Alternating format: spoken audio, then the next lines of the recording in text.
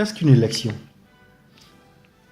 Comme il est communément défini dans les leçons d'éducation civique, mais également dans les différents manuels qui initient notre jeunesse à la connaissance de la vie de la cité, une élection se définit comme un mode démocratique de choix, de sélection des représentants du peuple.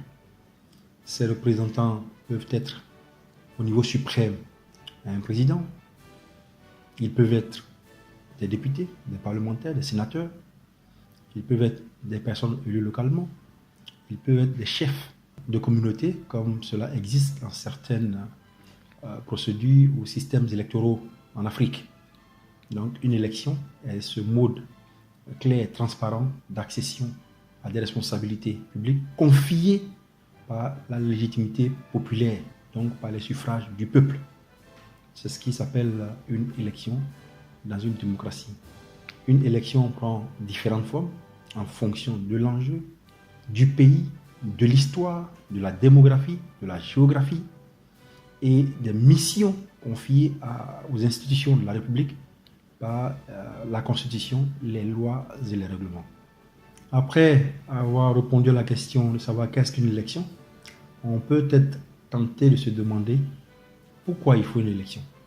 Parce que la plupart des communautés humaines ont choisi un système démocratique, c'est-à-dire un système dans lequel les règles sont bien définies, où les attributions de chaque institution sont bien connues et où il y a une transparence dans la gestion des affaires publiques confiées au peuple.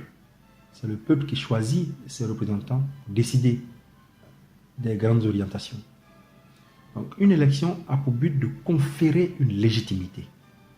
C'est-à-dire que le peuple se reconnaît en un maire, il vote pour lui.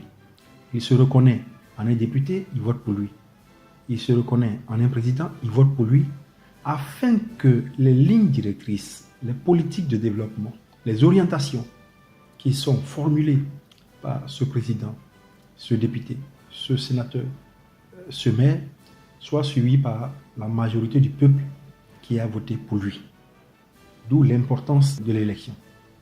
Comment un maire, par exemple, peut-il stimuler un développement local s'il n'est pas suivi par une majorité des personnes qui ont voté à une élection?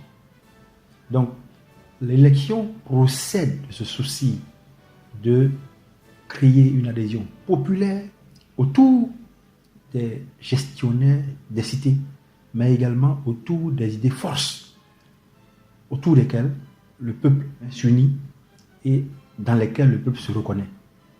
D'où le bien fondé d'une élection. On parle également de référendum quand il s'agit de l'adoption de certaines politiques, de certaines lois, de certaines constitutions. Là encore, le principe est le même. On consulte le peuple pour savoir si la majorité du peuple, à travers un vote, est d'accord sur cette politique, est d'accord pour adopter une constitution, est d'accord pour adopter une loi, est d'accord pour avaliser une proposition qui lui est faite par le gouvernement. Parce qu'il est important que le gouvernement ait l'avis du peuple quand des décisions importantes doivent être prises. Voici l'importance d'une élection.